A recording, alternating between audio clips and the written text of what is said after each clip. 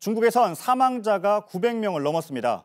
어제 하루만 97명의 사망자가 나왔는데 하루 동안 나온 걸로는 가장 많습니다. 확진 환자도 4만 명을 넘었습니다.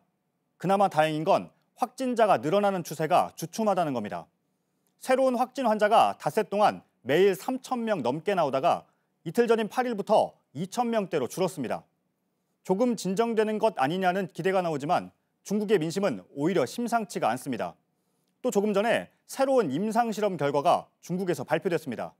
잠복기가 최장 24일까지 갈 수도 있고 열이 없는 경우도 상당히 많은 것으로 나타났습니다. 베이징으로 가보겠습니다. 박성훈 특파원이 연결돼 있습니다. 새로 임상실험을 발표한 곳이 중국 어디입니까? 중난산 중국 공정원 원사 연구팀이 지금까지 연구 사례 중 가장 많은 확진자 1,100명을 대상으로 한 임상 사례를 조사해 발표했습니다. 가장 눈여겨볼 점은 전염원과의 접촉에서 발병까지를 의미하는 잠복기가 최장 24일로 나타났다는 대목입니다. 네, 24일이면 잠복기가 당초 알려진 14일보다 열흘가량 더 길 수 있다는 얘기잖아요.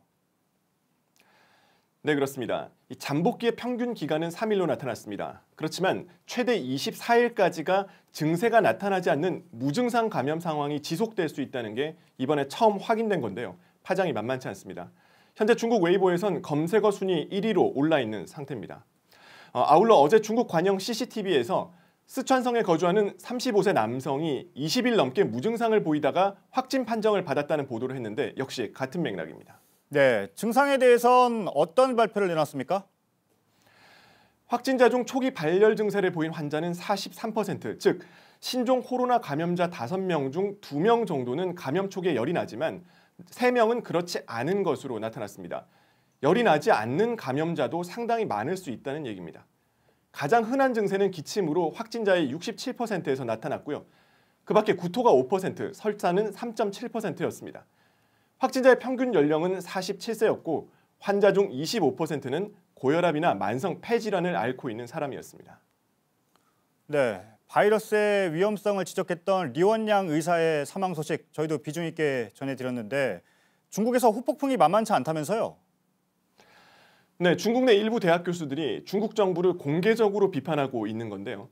친채롱 우한대 법대 교수는 홍콩 사우스차이나 모닝포스트와의 인터뷰에서 이번 사태는 아주 큰 위기라며 후야오방 전 공산당 총서기가 죽었을 때보다 심각한 상황이 벌어질 수 있다고 경고했습니다.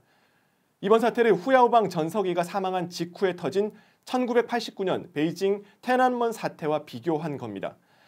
중국 내 교수의 발언 수율은 가장 높다고 볼 수 있는데요. 베이징 법대 헌법학자인 장첸판 교수 역시 리원양의 죽음을 헛되게 할 수 없다. 모든 사람이 언론 자유를 탄압하는 현 체제에 맞서 아니라고 말해야 한다고 말했습니다. 네, 잘 들었습니다. 베이징에서 박성훈 특파원이었습니다.